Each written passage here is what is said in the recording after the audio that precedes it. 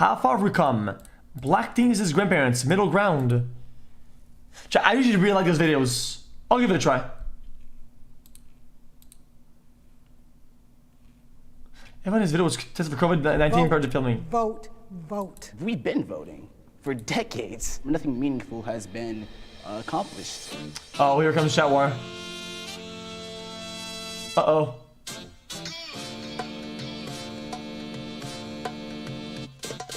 How has the experience of being black in America changed? I lived Black history. Amend, The Fight for America is a performance documentary that examines the revolutions and counter-revolutions that have shaped America. Guys, intro is fine, but you know, hey, can we? So I'm a domestic violence counselor, anger management. Oh, it was really short. Every day I have conversations with my children about the current events, things that are going on today, comparing them to years ago. Guys, I'm interested. I want to watch this.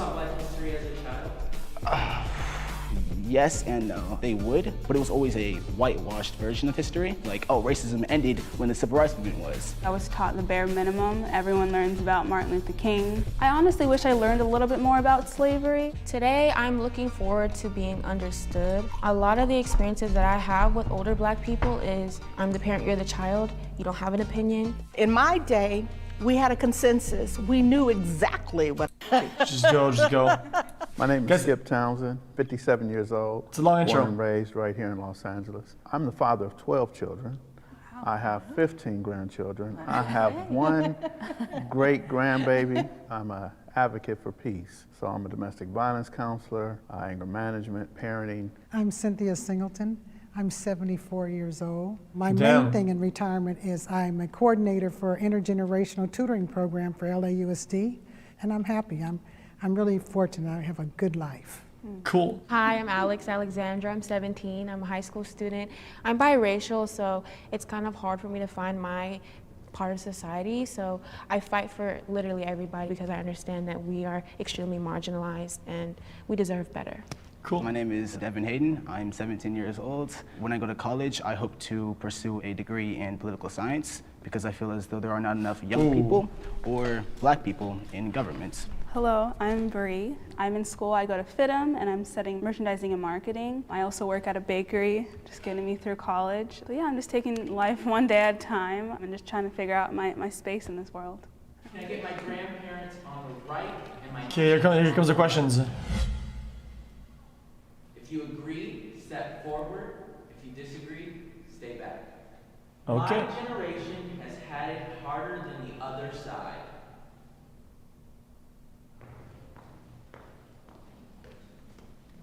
Okay. My first job was at a bank. They would use me as the supervisor, but I was still making minimum wage. And then they promoted all of these other people who That's fucked up, dude. white. I didn't have any of the titles and did all the work. I was trusted to do the work. I wasn't trusted to get paid any more money. I had a job, and they actually told me that I looked too militant because I had a fro, and I was proud of my fro. And I had an Afro sticker on my car, and they told me in order to continue to work here, you have to get rid of the fro and get the Afro sticker off of your car. We had to toe the line and look the best, act the best in order to have any kind of advancement. Whereas now I think things are a little looser. For me, I think being 14, 15 years younger than you two, my challenges were different. It wasn't about a job. We couldn't go to the movies because the Crips had started. Because now we can't go to the park. Now when I go to school, there's a different element. So when my mother tells me to go to the store, and the store is maybe 2 blocks away, but I know just crossing that busy street puts me in danger, it'll make me go 6, 7 blocks the other way. And my whole world was not about get a high school diploma, I just want to get home every night. So it's just so many things that were dangerous in my growing up in the 1980s and 90s that I think that That's what fucked the up, children dude. have today is a silver, or maybe if it's a golden spoon. Disagree or please step forward. If you disagree, stay back. My generation has had it harder than the other side. For me, I think being 14, 15 years younger than you two, my challenges were different. It wasn't about a job. We couldn't go to the movies because the Crips had started. Because now we can't go to the park. Now when I go to school, there's a different element. So when my whole world was not about get a high school diploma, I just want to get home every night. So it's just so many things that were dangerous in my growing up in the 1980s and 90s that I think that what the children have today is a silver, or maybe if it's golden spoon. Bring the golden spoon era in here. Damn, why is roasting for no reason? Yeah, I completely agree with everything you guys said, and we could even say that we've had a golden spoon in our mouths. Chill out, bro. You guys aren't wrong with that. I mean, you guys definitely like paved the way for us. So we're just following in your footsteps almost. It's I do not think wrong, that though. our generation has a lot of pressure on our career and education, and I appreciate it. It is very stressful. My parents want me to have a good job and go to a good school. My grandparents want the same, but it's because they want me to have what they didn't have.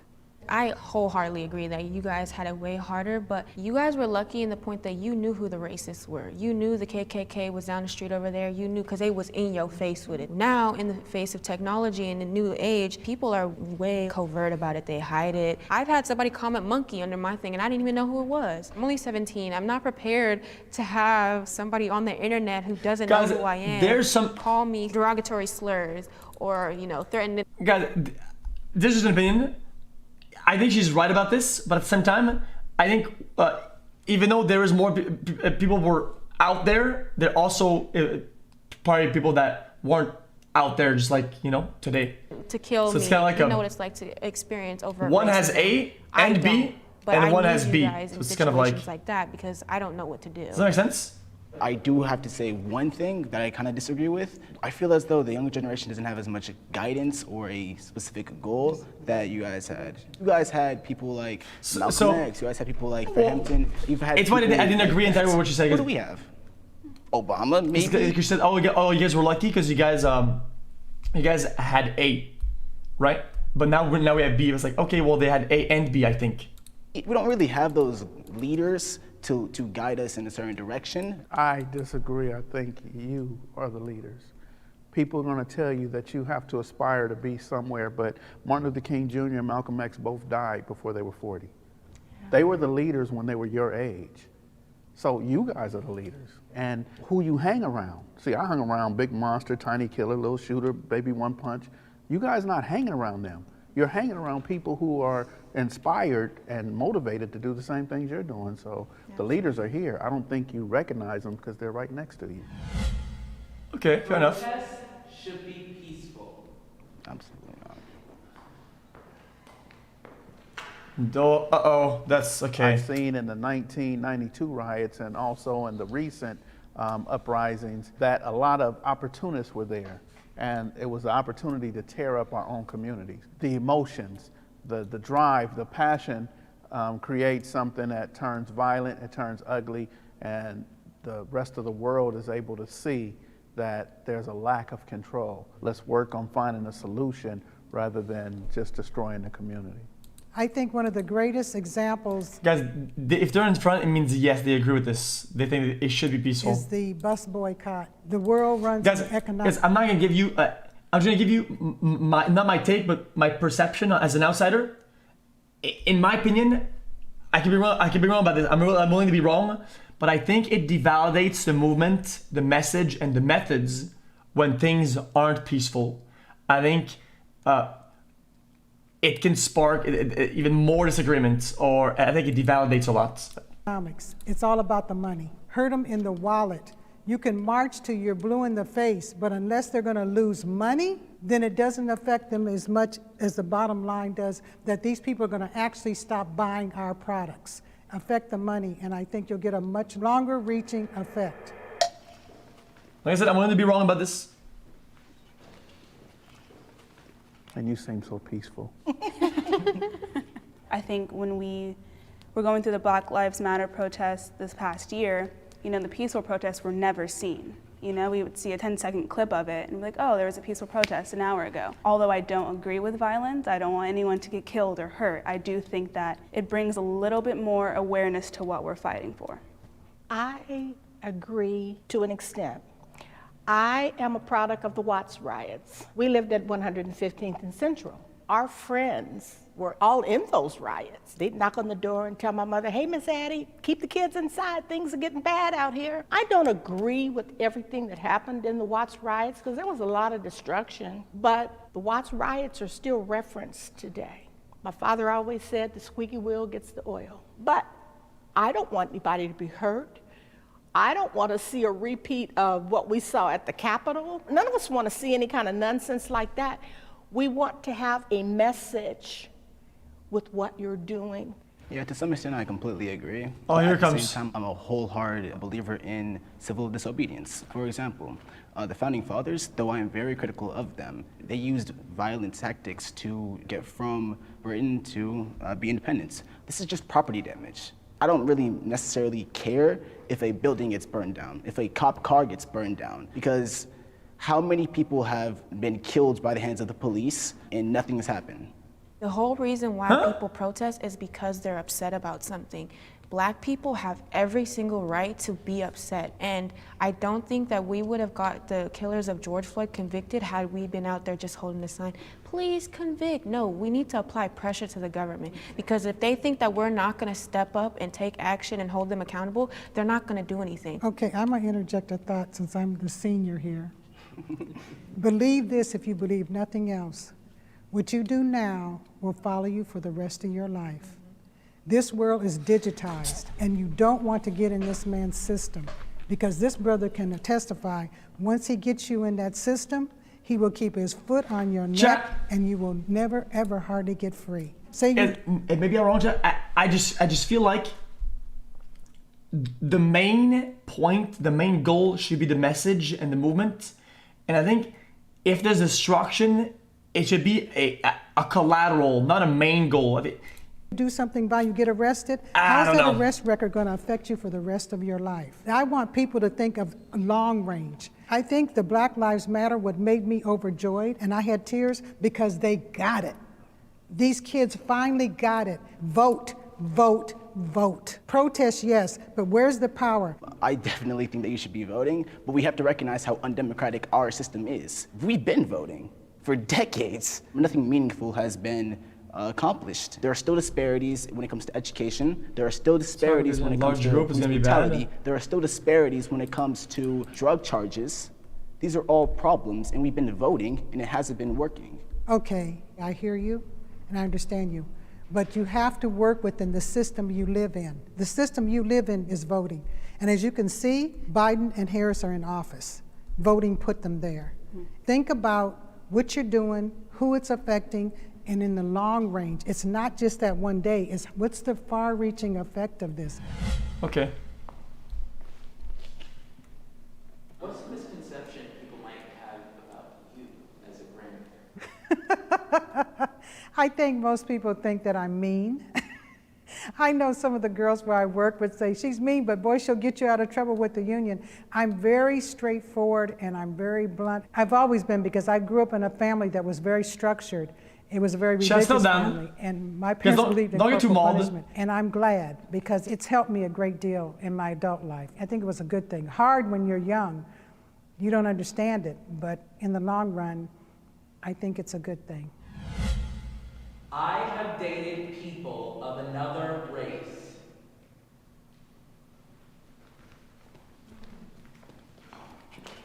Why this question though?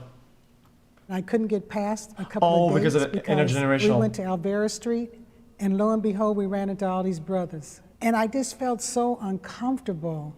It's not the same for you as it is for us a long time ago. These were in the 60s. Mm-hmm. I just couldn't continue. And when I told him, I felt bad because he said, you're a racist. You won't date me because of my skin color. And I thought about it, and I said, yeah, that's deep. Yeah. I've always felt bad about that, but I just couldn't do it.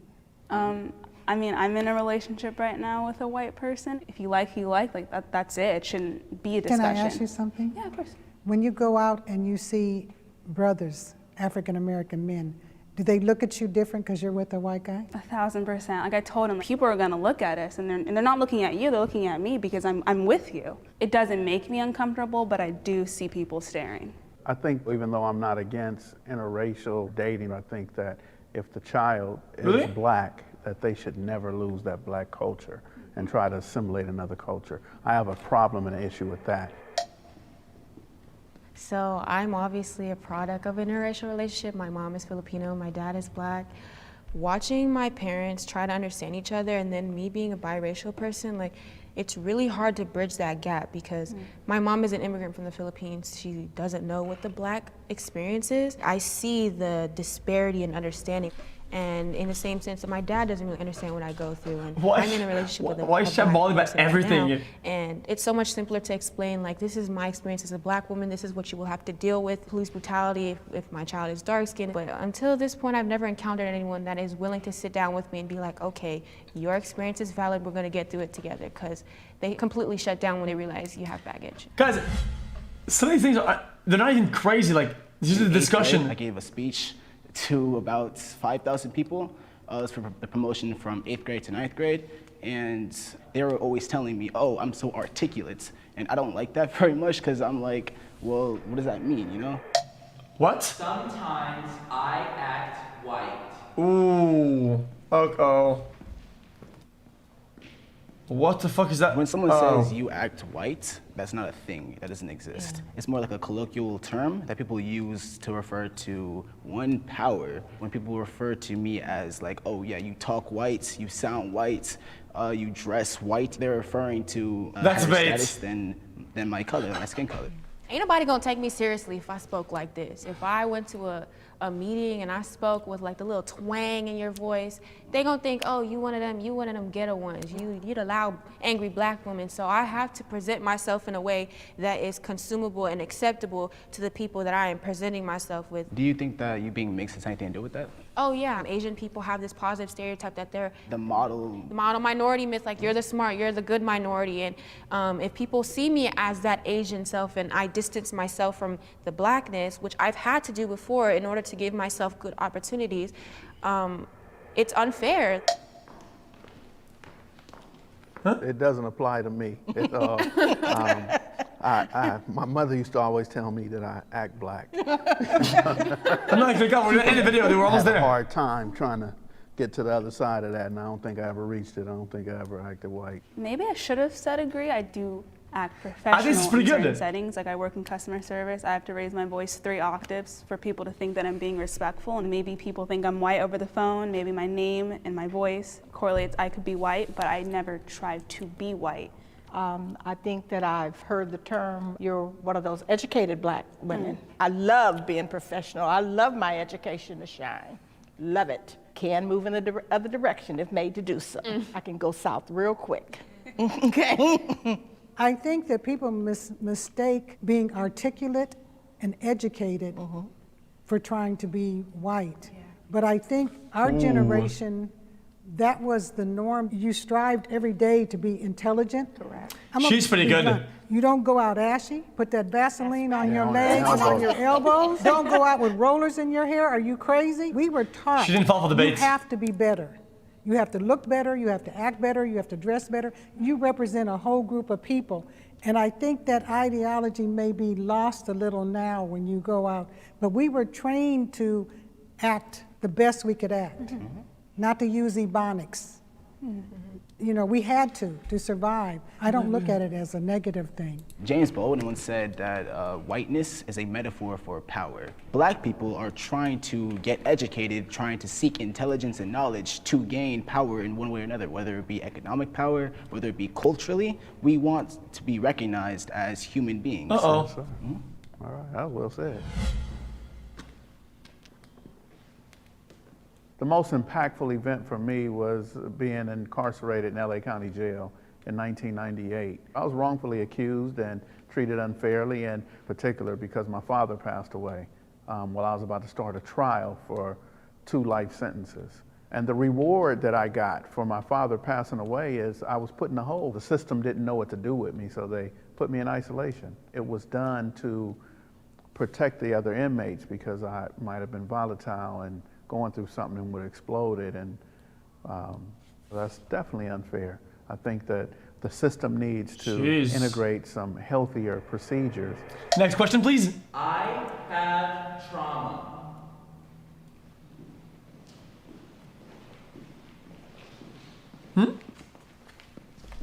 I would just say I have a lot of trauma with the cops. My dad always had run-ins. I was always in the car from a young age, and I just get immense anxiety. Like passing a cop car, seeing a cop. When I first started driving, my parents had me put like my registration, everything like right above my head so I didn't have to reach so I wouldn't get shot. When I get pulled over, I FaceTime my father. I have video. Like, it's stressful to be afraid of a cop. on a daily basis, but that's what we gotta go through. Okay. I watch black people die on TV like it's a show for everyone to see. I watched George Floyd die in front of the entire world in my phone. That looked like my father to me. When I saw Breonna Taylor, I thought of my sister. When I saw Ahmaud Arbery, I saw my older brothers. It takes a toll on you to see that and to constantly understand that this is your reality. This could potentially be me. I've been assaulted and experienced microaggressions and have been harassed before, and you know, nobody really wants to talk about it, because what do you say to like a 12-year-old girl who's just been, you know, sexualized? It's a painful conversation that a lot of people are not ready to have.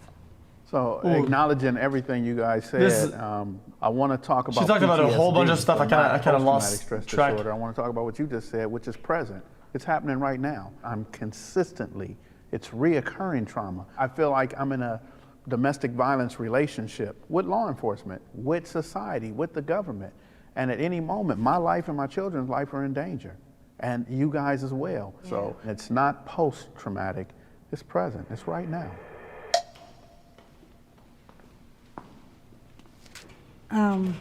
That's one of the blessings of growing old. You Here she comes. get control of your emotions more. So I don't think I'm as stressed as a lot of people over the things that are happening. They affect me, but I know that I can't control it. So what is that going to cost me in the long run if I lose myself and my health? And everybody doesn't have that luxury to be able to do that. And I understand that. Oh, yes, I know the And fight because I've I think taken. two things happened to me when I was a younger woman in my 30s, 40s. My son was shot and killed Oh, on the damn. street, a drive-by shooting, and 2 years later, my husband committed suicide. Jeez. So you realize you can't control everything, but you can control how you react to it. And you've got to get yourself under control, or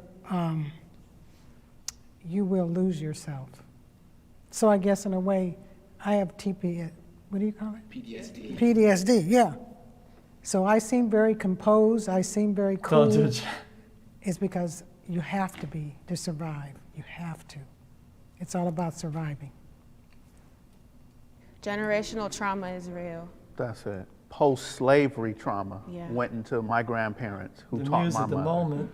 and my mother taught me. It's really important to know that it has been passed on. My mother beat me because her mother beat her. Yes. Her mother beat her because her mother beat her. Yes. Because they did not want the masters on the plantations to beat their children. So they said, no, beg them, please, no, I'm gonna teach them. And they get a whip and go beat their own kids so that someone else wouldn't. And this is passed down. This is handed down to me, even where, St. Ives, Old English. Living in the United States is a privilege. Ooh.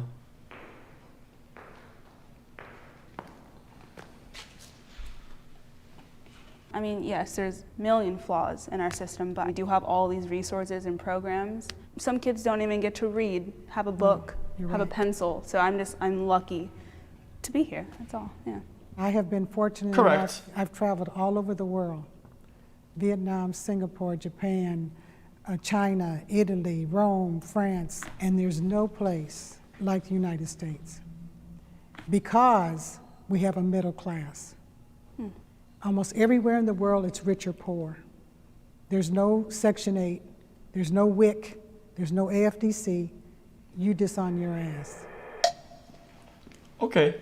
I've been to other countries as well, and it really matters what you value. Like, when I go to places like the Philippines, yes, they're poor over there, but their family bonds are like this. They are happy. Who do you see who's working a 9-to-5 job behind a desk, happy with what they live with? People in the suburbs doing the same thing every day for 40 years, just having kids, staying home, going to work. And I feel like the perception that you guys carry is a result of the indoctrination what? of the American dream. You're taught that you're gonna get a white picket fence with a nice house in the suburbs, and that's why so many people come here, is because we sell America like this is a utopia, a great place, but then you come here and then you see immigrants suffering. So they come here expecting better, only to have a different set of struggles. I understand how you feel, but it's one thing to say it than to live it.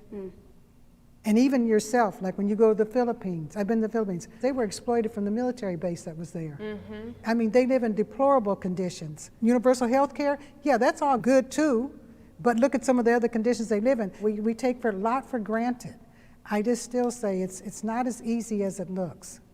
Do you think that America has been good, or do you think black people have been privileged in America? For me, it's a compare and contrast. This is good about this country, this is bad about America. This is bad about this country, this is good about America. And for me, I feel, you know, I like it here, you know, so. I want to answer your question.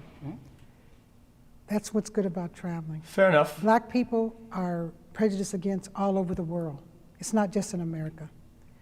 Because the ruling class has made you think that blonde hair, blue eyes, and light skin is better. True. So in Brazil, if you're light skinned, you're better. In Africa, women are dying of cancer to bleach their skin white. So don't think it's just America that suppresses the black man. I'd be hard put for me to leave the United States and be able to survive at the level I live Makes here. sense. Very good point. You know, Michael, that this side of the room, the bad hips, the bullet wounds and all that starting to set in for this side. Just to let you know, all right? John did. Black people are resilient. Oh, without a doubt. John did. I can even speed up for that one. Easy. Yeah, you better run to your seats, guys. Softball question. I am a strong black woman, and I would not be here today if I wasn't. I Okay. am a Guys, that was a pretty good video. I enjoyed it. Wow. Because I am willing to take on anything that affects my family, affects the things that I believe in. I'm a strong black man, and I know that because of all the obstacles and challenges that I had to face, not only with society, but I had to face the challenges within my own community. I'm resilient because I have the power to harm. I'm gonna go next track because and at this time, I choose to heal. I'm resilient. Power to you. My great grandmother was. That was pretty good though. Guys, I don't know why you guys get so mauled, dude. What is it so mauled? Somebody Hey, says, Mr. oh XQc yeah. in chat. It's been amazing 6 months. Something so normal far. like, Chasing I know have a what to phone. do. Try Oh hard, yeah? 7. What? Why? How? What the fuck is this? 9 months What is this guy already saying? xQcOW. What is he saying? Why is he saying that? It's like, dude, what the fuck? 3 months already. Can I get a welcome to Let's the say we'll make jungle, like a please, normal, xQcOW. fine statement. Everybody's gonna go mauled mode. Pagman.